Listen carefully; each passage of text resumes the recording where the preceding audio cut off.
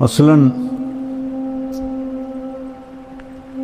عزیز الرحمن کو پتہ چلے کہ میں اس سے ناراض ہو گیا ہوں بہت سخت، اور بات بھی غلط ہے،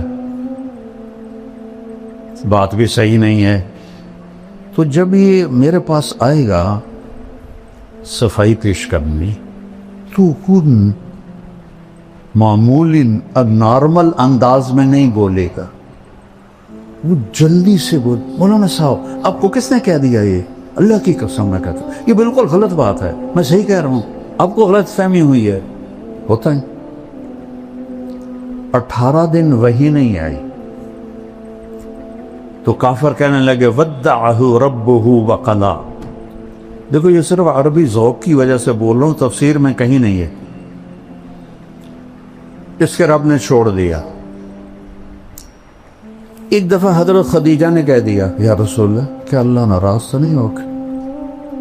تو بس آپ کا دل پکڑا گیا، چونکہ اپنوں کی جو بات ہوتی ہے نا وہ کھا جاتی، بس یہ کیفیت بننی تھی، تو اللہ نے جبریل کو بھگایا۔ تو جبریل میرے تخیل میں ہے، غلط بھی ہو سکتا ہے، اس نے آتے یوں کہا ہوگا یا رسول اللہ والضحى واللیل اذا سجى ما ودعك ربك وما قلى وللآخرة خير لك من الأولى ولسوف يؤتيك ربك فترضى۔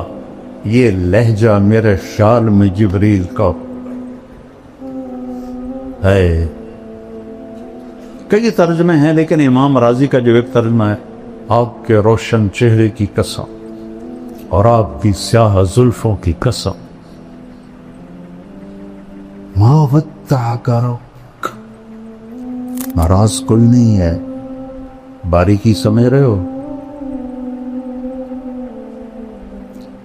وَلَلْآخِرَةُ خَيْرٌ لَكَ مِنَ الْأُولَىٰ۔ اور آپ کی شان میں یہ آیت سب سے بلند ہے پورے قرآن میں، وَلَسَوْفَ يُعْطِيكَ رَبُّكَ فَتَرْضَىٰ، اتنا دوں گا کہ ایک دم آپ راضی ہو جائیں گے، یہ ہے فَتَرْضَىٰ، فَتَرْضَىٰ۔ تو پوری ویڈیو ضرور سنیے اور ایمان کو تازہ کریں، لنک ڈسکرپشن میں ہے۔